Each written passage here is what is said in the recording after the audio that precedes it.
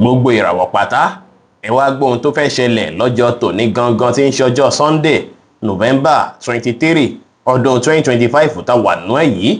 Mo kí Ọlọ́run bá mo ṣèbọ Olódùmarè, ìbà akọ́dá ayé, ìbà ṣẹ̀dá ọ̀run, mo ṣèbọ Ọ̀rúnmìlà àtórí ẹni tí ò sunwọ̀n ṣe ẹlẹ́rìí ìpín tòun tàyànmọ́. Mojúbọ ọkùnrin, mojúbọ obìnrin, mo kí gbogbo ojú tó ń wò mí níbikíbi tí ẹ ti ń gbọ́ mi káàkiri àgbáńlá ayé. Ẹ̀yin tẹ́ ń wò mí pátá ẹ bá ń share fídíò yìí kó jẹ́ wúlò àti àǹfààní fọ́pọ̀ ènìyàn. Ojú tẹ́ fi ń wò mí ò ní fọ́, bẹ́ẹ̀ ọwọ́ tẹ́ fi ń bá mi share rẹ̀ ẹ̀ ní fi gbọ́mọ sin, ẹ̀ ní fi gba lẹ́tà ìbànújẹ́ láṣẹ Ìdùmarè. Ẹ̀yin oníràwọ̀ iná tó kanran yan Aries tàbí láàrin March 21 sí April 20. Ọjọ́ tòní ọjọ́ dáadáa ló jẹ́ fún yín, ọjọ́ oríire ló jẹ́ fún yín pẹ̀lú, tó ṣe é pé ọ̀pọ̀ yín ẹ máa gbé àwọn ìgbésẹ̀ kan àbí pinnu lọ́nà tó dára, lọ́nà tó tún lè jẹ́ kí ayé yín tún dára sí ju tàtẹ̀yìnwá lọ. Ọjọ́ tòní ẹ lè béèrè àmọ̀ràn lọ́dọ̀ èèyàn tó ṣe é pé lọ́gbọ́n tó lóye jù yín lọ, tó bá dàbí ìgbà pé ẹ ní dáùtì kan lórí nǹkan kan tẹ́ ń rò fún dáadáa ìgbésí ayé yín. Lọ́jọ́ tòní ẹ má ṣe ìbẹ̀rù, ẹ má ṣe sojo rárá. Kò dára kẹ́ sùn láì tọ́nà sùn láṣálẹ́ tòní. Ó dára kí ẹ ní ìrẹ̀lẹ̀ lénìí, bẹ́ẹ̀ sì ló dára kẹ́ fi ọgbọ́n ọlọ́gbọ́n kẹ́ fi ṣọgbọ́n lọ́jọ́ tòní. Rẹ́ẹ̀dì jẹ́ kọ́lọ́ tó dára jù fún yín láti wọ̀ láṣọ lónìí.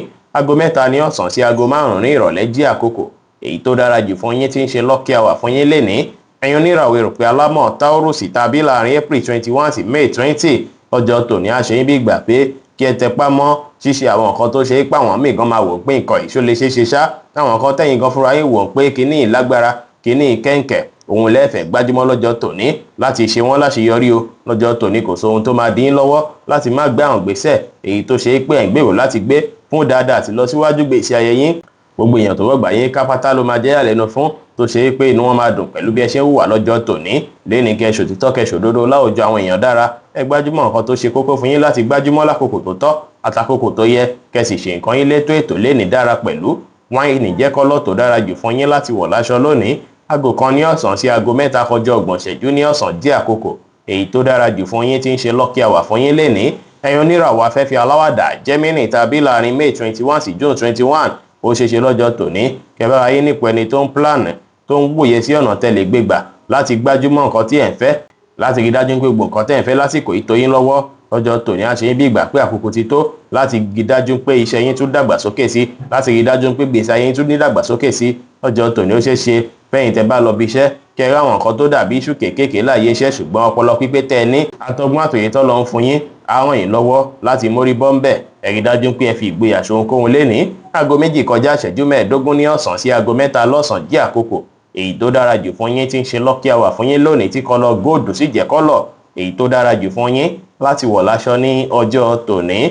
Ẹ̀yin oníràwọ̀ omi agbára Cancer tàbí láàrin June 22 sí July 22. Ọjọ́ tòní ẹ ní láti rí dájú pé ẹ ṣègùn yín létò ètò. Ẹ wòye sáwọn nǹkan tó dàbí ìgbà pé kò fi bẹ́ẹ̀ lọ dáadáa nù gbèsè ayé yín. Ẹ wá bóyá fẹ́ lọ dáadáa o. Ẹ rí dájú pé ẹ fi ní kẹfì balance gbèsè ayé yín dáadáa. Ọjọ́ tòní ẹ má wá táṣe jù ohunkóhun. Ẹ gbájúmọ́ àwọn tó ṣe kókó fún yín lákòókò tó tọ́ àtàkókò tó yẹ, kẹ́ sì ṣe dáadáa sáwọn èèyàn lénìí dára. Aago 5 ní ìrọ̀lẹ́ sí aago 7 ní àṣálẹ́ jẹ́ àkókò èyí tó dára jù fún yín tí ń ṣe lucky hour fún yín lénìí, tí kọ́lọ̀ navy blue sì jẹ́ kọ́lọ̀ èyí tó dára jù fún yín láti wọ̀ láṣọ ní ọjọ́ tòní. Ẹ̀yin oníràwọ̀ iná tó gbóná riri Leo tàbí láàrin July 23 sí August 22.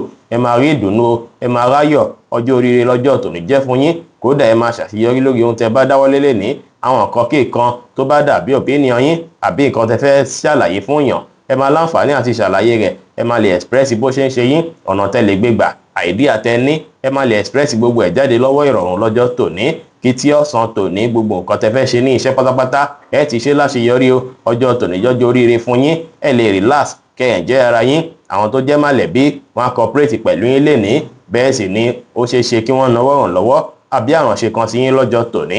Ẹ ṣe dáadáa sáwọn èèyàn kí ẹ wà ní ìdùnnú púpọ̀ dára lénìí. Yẹ́lò jẹ́ kọ́lọ́ tó dára jù fún yín láti wọ̀ láṣọ lónìí. Aago 2 ní ọ̀sán sí aago 4 ní ọ̀sán jẹ́ àkókò èyí tó dára jù fún yín tí ń ṣe lucky hour fún yín lénìí. Ẹ̀yin oníràwọ̀ erùpẹ̀ funfun Virgo tàbí láàrin August 23 sí September 23. Ọjọ́ tòní dára púpọ̀ fún yín láti fi socialize, láti fi bá àwọn olólùfẹ́ yín ṣe. Ọ̀pọ̀ yín ó ṣeé ṣe kí ẹ lọ síbi party tàbí ibi ìpéjọpọ̀ kan, tàbí kẹ́ àyè tó ṣe é pé ọ̀pọ̀lọpọ̀ ènìyàn wà ń bẹ̀, tó ṣe é pé ẹ bá àwọn èèyàn ṣe dáadáa lọ́jọ́ tòní. Ọ̀pọ̀ míì nínú yín sì lè jẹ́ pé ẹ lè lọ sílé ọ̀rẹ́, tàbí kó ṣe é pé kọ̀rẹ́ wá yín wálé kí ẹ jọ lọ àkókò àti ìgbà papọ̀ lénìí. Ẹ relax kẹ́ enjoy ara yín dáadáa lénìí o. Aago 7 ní àṣálẹ́ sí aago 8 ní àṣálẹ́ jẹ́ àkókò èyí tó dára jù fún yín tí ń ṣe lucky hour fún yín lénìí tí kọ́lọ̀ yẹ́lò sì jẹ́ kọ́lọ̀ èyí tó dára jù fún yín láti wọ̀ láṣọ ní ọjọ́ tòní. ẹ̀yin oníràwọ̀ afẹ́fẹ́ márìmí fún Libra tàbí láàrin September 24 sí October 23 ọjọ́ tòní á ṣe bí ìgbà pé gbogbo nǹkan ti rọrùn pátápátá, ọkàn yín á balẹ̀ pẹ̀sẹ̀. ọjọ́ tòní á ṣe bí ìgbà pé àwọn nǹkan tí ẹ ní láì díà pátápátá kẹbẹ̀ sí gbégbèsẹ̀ lé wọn lórí. èyí dára láti ṣe bẹ́ẹ̀ o látàrí pé ẹ padà ṣàṣeyọrí. lọ́jọ́ tòní ẹ wá pílánì dáadáa, ẹ má kàn jíjú bó ṣe ẹ lọ lórí ọkọ ohun. ẹ ṣe dáadáa sáwọn èèyàn kí ẹ sì wà ní ìdùnnú dára. aago 3 ní ọ̀sán sí aago 4 kọjá ìṣẹ́jú 15 ní ìrọ̀lẹ́ jí àkókò èyí tó dára jù fún yín tí ń ṣe lucky hour fún yín lénìí tí kọ́lọ̀ cream sì jẹ́ kọ́lọ̀ èyí tó dára jù fún yín láti wọ̀ láṣọ ní ọjọ́ tòní. ẹ̀yin oníràwọ̀ omi tútù Scorpio tàbí láàrin October 24 sí November 22 ó ṣeé ṣe kí ẹ fẹ́ bínú bákan lọ́jọ́ tòní, ṣùgbọ́n ẹ kíyèsára, ẹ kọ̀ǹtró bínú yín pátápátá. pàápàá tẹ́ bá wà pẹ̀lú àwọn tó ṣe é pọ́jọ́ olólùfẹ́ yín, ẹ má bínú àbíjù rárá o. ẹ má sùn láì tọ́nà sùn lọ́jọ́ tòní, ẹ má dá sọ́rọ̀ tí wọ́n pè yín sí àbẹ́ ìtí ó kàn yín o. ẹ ṣe dáadáa sáwọn èèyàn kí ẹ sì bá àwọn èèyàn ṣe pẹ̀lú ìfẹ́. aago 3 ní ọ̀sán sí aago 5 ní ìrọ̀lẹ́ jí àkókò èyí tó dára jù fún yín tí ń ṣe lucky hour fún yín lénìí tí kọ́lọ̀ pọ́pù sì jẹ́ kọ́lọ̀ èyí tó dára jù fún yín láti wọ̀ láṣọ ní ọjọ́ tòní. ẹ̀yin oníràwọ̀ iná àtùpà Sagittarius tàbí láàrin November 23 sí December 22 ọ̀pọ̀ yín ó ṣeé ṣe kó dàbí ìgbà pé ẹ fẹ́ bìkítà rárá lọ́jọ́ tòní o. a ṣe yín bí ìgbà pé kẹ́kọ̀ọ́ gbafẹ́ kẹ́kọ̀ọ́ ẹ̀ǹjẹ́ ara yín kẹwà pẹ̀lú àwọn olólùfẹ́ yín. ọjọ́ tòní dára púpọ̀ kẹ́ fi lò àkókò àti ìgbà pẹ̀lú àwọn olólùfẹ́ yín o. ẹ rí dájú pé ẹ live in the present kẹ́ ẹ̀ǹjẹ́ ara yín dáadáa. àkókò tẹ́ bá lò pẹ̀lú mọ̀lẹ́bí àbò olólùfẹ́ lénìí abíkí ìbáṣepọ̀ yín kó tún dánmọ́rán sí dáadáa. white jẹ́ kọ́lọ̀ tó dára jù fún yín láti wọ̀ láṣọ lónìí. aago 11 láàárọ̀ sí aago 1 ní ọ̀sán jẹ́ àkókò èyí tó dára jù fún yín tí ń ṣe lucky hour fún yín lénìí. ẹ̀yin oníràwọ̀ ìrùpẹ̀lẹ̀ eruku Capricorn tàbí láàrin December 23 sí January 19 ó ṣeé ṣe kẹ́ experience àwọn challenges kọ̀ọ̀kan tó jọ mọ́tọ̀rọ̀ owó lọ́jọ́ tòní o. pẹ̀lú bẹ́ẹ̀ ṣe ń tiraka tó ó ṣeé ṣe kó dàbí ìgbà pó nira díẹ̀ fún yín láti fowópamọ́ lọ́jọ́ tòní látàrí pé àwọn expenses máa fẹ́ pọ̀. ẹ relax kí ẹ mọ̀ dájú pé gbogbo nǹkan wọ̀nyí kò ní pẹ́ kásẹ̀ ńlẹ̀. ẹ mọ́kàn balẹ̀, ẹ padà borí situation yìí pátápátá. ẹ ní ìrètí pé gbogbo nǹkan ti dá. ẹ free mind yín kí ẹ sì rí dájú pé ẹ wà positive. aago 3 ní ọ̀sán sí aago 4 kọjá 30 ìṣẹ́jú ní ìrọ̀lẹ́ jí àkókò èyí tó dára jù fún yín tí ń ṣe lucky hour fún yín lénìí tí kọ́lọ̀ pọ́pù sì jẹ́ kọ́lọ̀ èyí tó dára jù fún yín láti wọ̀ láṣọ ní ọjọ́ tòní.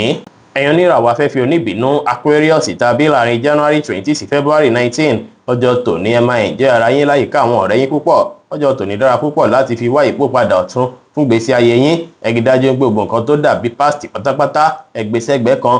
ẹ fókọ̀sì lórí àsìkò tẹ́ wà yìí. ẹ live in the present kí ẹ sì wòye sí ọ̀nà tẹ́lẹ̀ gbégbà.